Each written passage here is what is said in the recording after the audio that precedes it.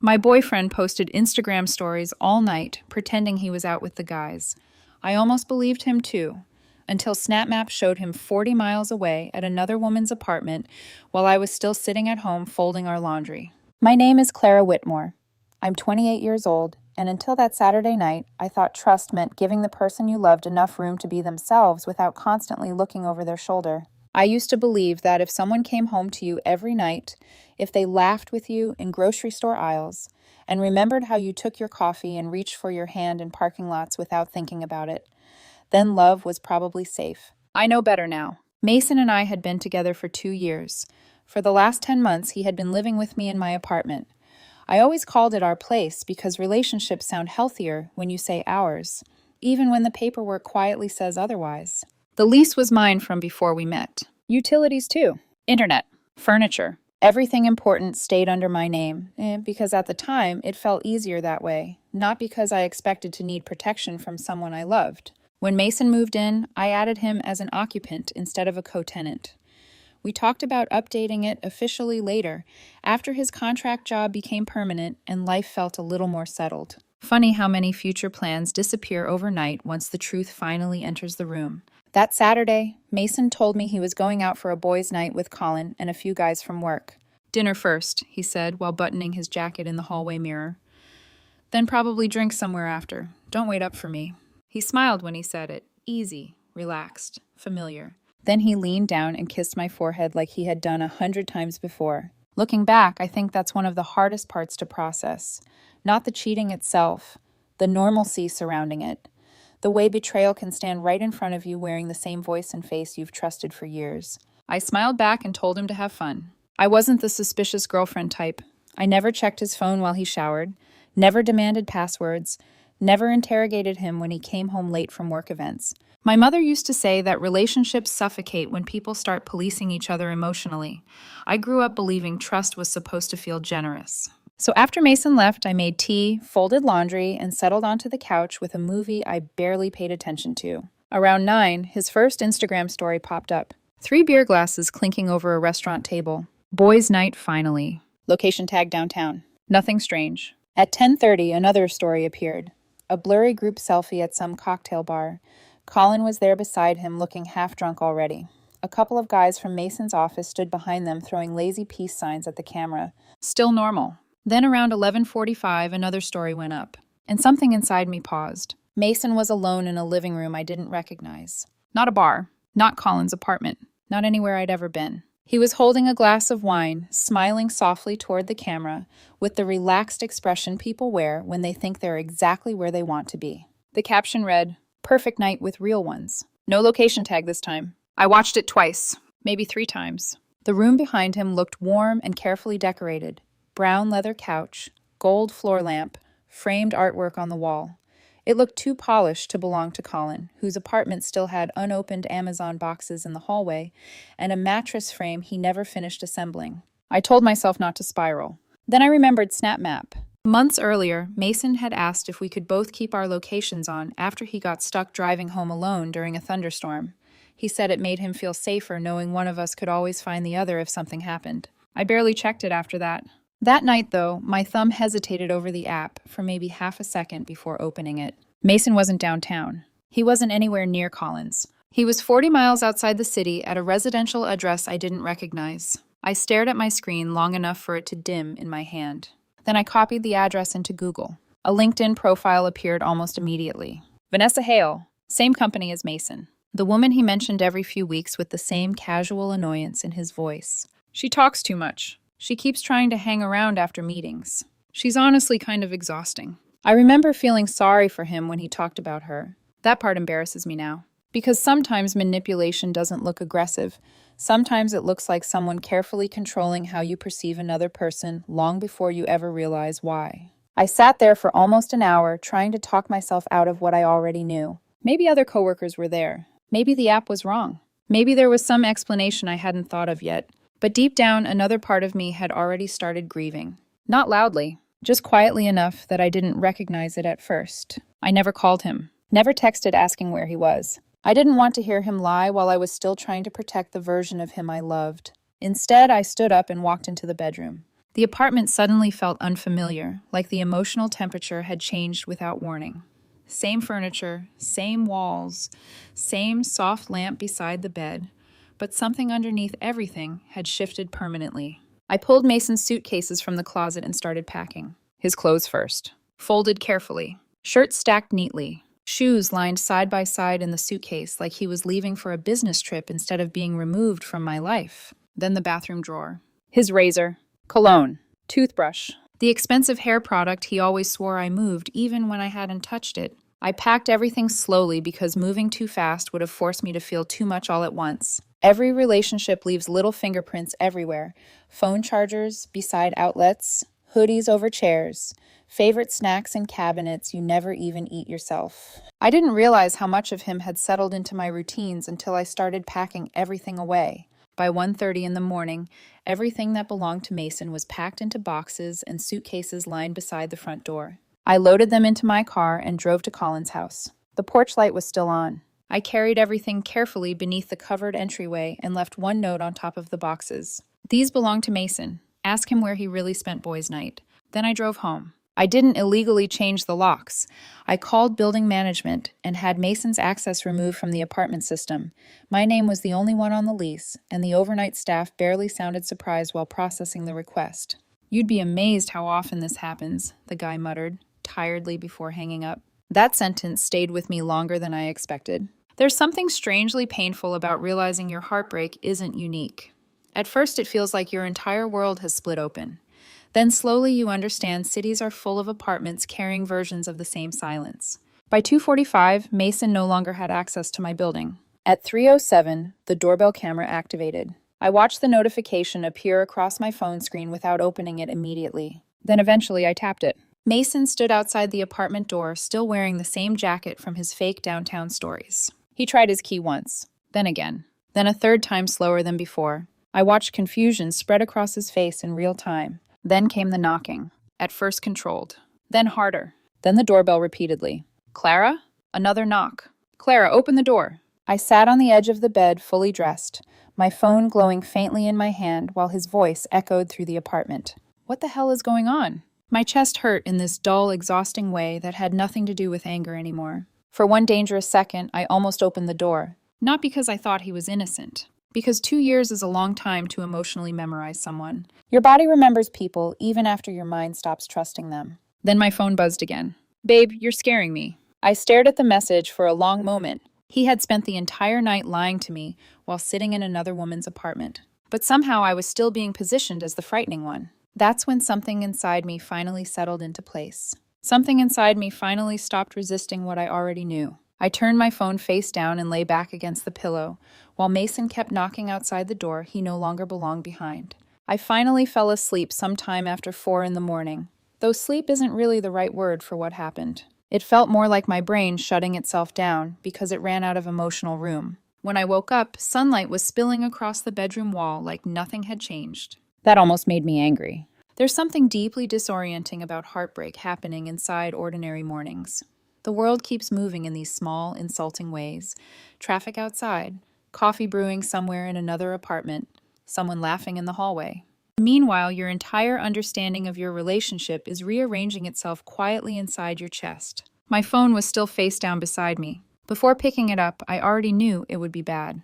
23 missed calls from Mason, 14 from Colin, 8 from Mason's mother, dozens of texts. The messages changed tone gradually as the hours passed. Clara, where are you? Open the door. Why isn't my key working? Please answer me. Then eventually, you're seriously overreacting. This is insane. I'm freezing out here. Then finally, near the bottom, please. That one hurt the most, because I realized he probably would have used the exact same voice with any woman standing between him and consequences. I sat there scrolling through the messages while feeling strangely numb.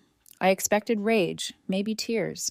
Instead, I mostly felt exhausted in a way sleep couldn't really fix. Like my instincts had been carrying weight for months before my brain finally caught up. I opened Instagram. Mason had already started posting. Black background. White text. Funny how fast someone becomes cruel when they stop getting their way. The comments flooded with sympathy almost immediately. Stay strong. You deserve better. Can't believe someone would do this to you. I stared at the screen, feeling something uncomfortable settle in my stomach. Mason wasn't just upset, he was preparing an audience. And once I noticed that, old memories started shifting into focus differently.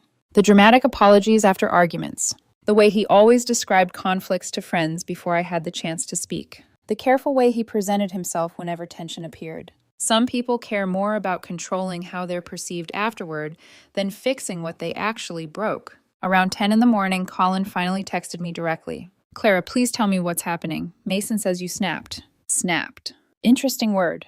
As if this whole thing had happened to him. I started typing 3 different responses before deleting all of them. Because I suddenly understood something important. People determined to misunderstand you will always leave room for themselves to do it. So instead, I sent Mason one final message. Your belongings are at Colin's house. I refunded your portion of rent for the month. We're done. Then I blocked him. No speech. No screaming. No long emotional confrontation where he got the chance to reshape reality while watching my face for weakness. A few minutes later, Venmo confirmed he accepted the transfer. No response. That silence told me more than another argument would have. By afternoon, mutual friends started cautiously reaching out. Rebecca messaged asking if everything was okay. Another friend asked whether Mason had somewhere safe to stay. Someone else said he sounded devastated. Devastated. That word sat strangely with me too, because devastation usually follows loss. Mason still seemed mostly concerned with reputation. His mother left me a voicemail later that afternoon calling me cruel and vindictive for throwing her son out in the middle of the night. I deleted it halfway through, not because her words hurt, because I realized Mason had already built a version of me for other people to consume. And honestly, the speed of it made me think this probably wasn't the first time he'd done something like this. That thought stayed with me all evening. I cleaned the apartment after that, mostly because standing still made my thoughts too loud. I stripped the sheets, collected the rest of his things from around the apartment, a hoodie behind the bathroom door, gym shoes beside the couch, protein bars shoved into the kitchen cabinet. I kept finding traces of him in places I normally wouldn't even notice. Tiny pieces of routine that suddenly feel heavier than they should. By nighttime, the apartment looked emptier, but it also looked honest for the first time in months. Around 7, Colin texted again. Please just tell me one thing. Where do you think he was? I stared at the message before replying. Ask Mason where he actually spent Saturday night, because it wasn't with you. Read immediately. No response. Then 2 hours later, he said he went to help a coworker. I laughed softly to myself when I read that. Not because it was funny, because guilty people always reveal themselves in the details they think sound reasonable. Helping a coworker at midnight, 40 miles away, while posting fake location tags pretending to still be downtown. I typed one more sentence. Did he mention the coworker was a woman? Nothing came back after that. The apartment grew quiet again. Outside my window, traffic drifted through the city in soft streaks of light, while somewhere downstairs somebody laughed loud enough for me to hear it through the courtyard. Life continuing normally. While your relationship collapses feels surreal in ways I can't fully explain. I made tea and forgot to drink it. Sat on the couch and suddenly hated the sight of it because all I could picture was Mason sitting on someone else's couch pretending he still loved me honestly. And that was the part that hurt most. Not just the cheating, the ease of it, the preparation. The fake stories posted carefully throughout the night to keep me emotionally asleep while he lived another version of his life somewhere else. After that night, I started replaying old memories differently, without even meaning to. 3 days later, the next crack appeared in Mason's story.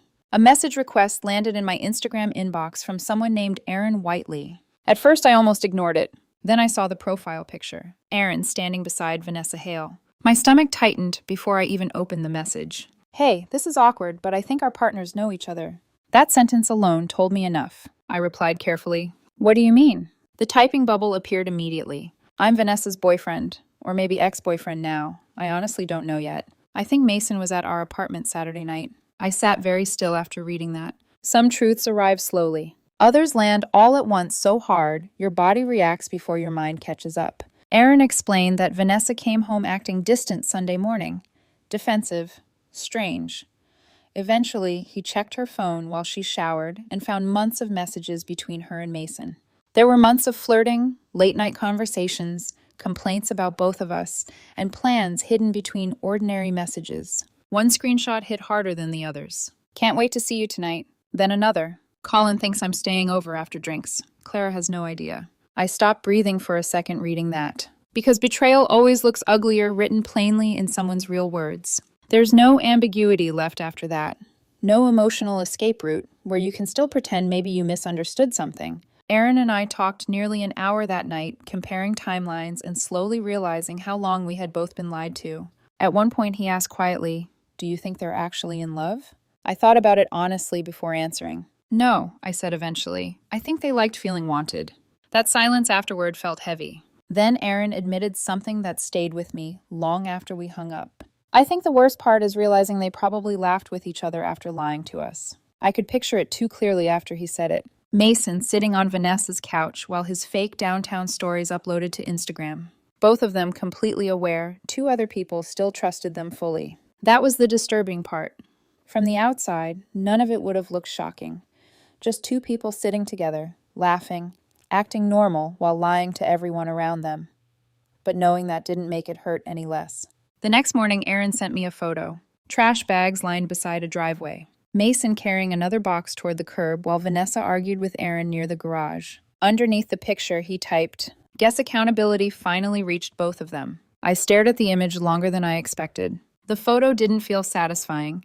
It just made the whole situation feel smaller and sadder somehow. It was sad realizing how many lives had been quietly damaged by something that probably felt exciting to them at the time. And eventually, all that remained were boxes sitting outside houses where trust used to live. About a week after everything fell apart, Colin asked if we could meet in person. We met at a cafe near my apartment while rain pressed softly against the windows outside. He looked exhausted the moment I sat down. "I don't know what to believe anymore," he admitted quietly. I understood that feeling better than I wanted to. Mason had apparently been telling everyone I was controlling, paranoid, emotionally unstable. "He said you completely lost it," Colin said carefully. I looked at him for a moment.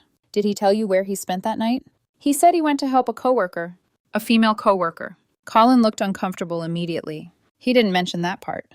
Of course he didn't. The conversation stretched for nearly 2 hours after that. I told him about the fake location tags, Snap Map, Aaron, the messages. And slowly I watched something painful settle across Colin's face. Shame. Because betrayal spreads outward farther than people realize. It humiliates everyone who defended the person confidently. "I vouched for him," Colin admitted eventually. "You trusted your friend," I said quietly. Still, I should have noticed something. I looked down at my coffee for a second before answering. "I think we all ignore certain things when we love somebody." That felt true in more ways than one. Love doesn't always blind people dramatically. Sometimes it just teaches you to keep explaining away small discomforts until eventually your instincts stop speaking up altogether. Colin admitted Mason's story kept changing depending on who he talked to. First, it was helping Vanessa with work. Then, a group of coworkers had apparently been there. Then suddenly, nothing physical happened, even though nobody directly accused him of cheating yet. That detail alone told me everything. Guilty people rush to defend themselves against accusations no one has spoken aloud because internally they're already arguing with their conscience. "He genuinely thinks you ruined his life," Colin said at one point. I sat quietly for a second before answering. "No," I interrupted it. That sentence stayed between us for a while. Outside the cafe window, rainwater slid down the glass, while headlights blurred across the street like smeared gold. Finally, Colin rubbed his face tiredly. "You know what's messed up?" he asked. "I think part of him expected you to beg." That hurt in a completely different way. Because he was probably right. Mason expected tears, long emotional conversations, maybe temporary separation, but ultimately forgiveness. Some people mistake patience for weakness. For so long they become genuinely shocked when boundaries finally appear. "I think that's why he's spiraling online," Colin admitted. "You didn't react the way he planned." That sentence explained almost everything. Mason wasn't grieving the relationship itself. He was grieving the loss of narrative control.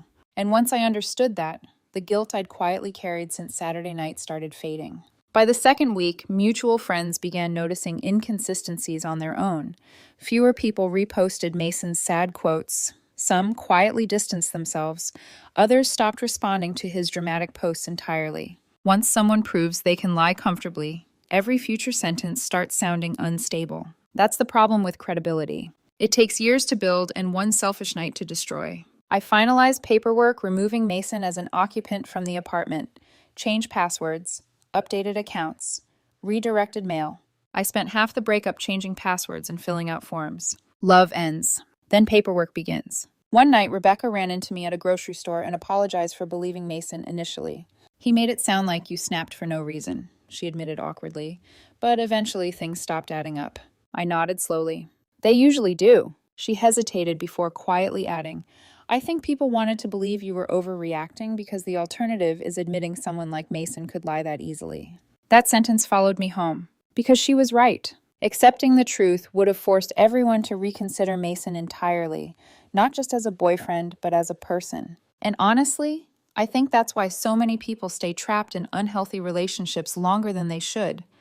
Not because they enjoy suffering, because admitting someone you love deeply is capable of manipulation rearranges your entire emotional history with them. About 3 weeks after boys' night, the apartment finally started feeling like mine again. I moved furniture around one Saturday morning while sunlight filled the living room. Bought new throw pillows because I realized I hated the gray minimalist ones Mason insisted looked sophisticated. I opened the windows for the first time in weeks and realized the place finally felt like mine again. More like a place where I could finally exhale. I didn't realize how tense I had become during the relationship until the tension disappeared. I stopped checking his mood before bringing things up, stopped rehearsing conversations in my head just to avoid another defensive argument. Eventually, I stopped second-guessing every instinct that told me something was wrong. That kind of exhaustion builds gradually. You don't notice it while living inside it. One evening, I rewatched the doorbell footage accidentally while clearing storage on my phone. Mason stood outside the apartment trying his key repeatedly before confusion spread across his face. Watching it now didn't feel triumphant, just strange, because that video captured the exact second two different realities collided. In his mind, he was still the boyfriend coming home expecting access to the life he thought would always wait for him. Meanwhile, inside the apartment, I had already accepted something he still hadn't understood. The relationship ended the moment he chose deception over honesty. Everything afterward was logistics. That night, I sat on the couch with a blanket wrapped around my legs while rain tapped softly against the windows. For the first time in weeks, the apartment no longer felt empty. It felt safe, and there's a difference between those two things. For a long time, I thought relationships were supposed to feel emotionally exhausting sometimes. I kept mistaking anxiety for attachment. You shouldn't have to ignore your own instincts just to keep a relationship stable. And honesty shouldn't feel dangerous around someone who claims to love you. Mason eventually posted one final dramatic caption before I muted him completely. Protect your energy. Some people only know how to destroy good men. The comments underneath looked different this time, though. Someone replied, Didn't you cheat on Clara with your coworker? Another simply wrote, Bro, enough already. I stared at the screen for a second before locking my phone. And unexpectedly, I felt relief. It finally stopped mattering whether other people believed me or not. That's when you know someone truly loses emotional access to you, not when you stop crying. When their performance finally stops reaching you altogether. The last thing I removed from the apartment was a framed photo from our first vacation together. For a while, I stood there holding it quietly. We looked genuinely happy. And maybe we were. I think that's the uncomfortable truth nobody likes talking about after betrayal. Relationships don't become fake simply because they end badly. Sometimes the love was real. Sometimes the deception was real too. I think both things can be true at the same time. I slid the photo into the bottom drawer of my desk instead of throwing it away. Not because I wanted Mason back. Because pretending the relationship never mattered would have been another kind of lie. Then I turned off the lamp, looked around my apartment one last time, and realized something that would have terrified me a month earlier. I was alone. But for the first time in a very long time, I didn't feel abandoned by that anymore.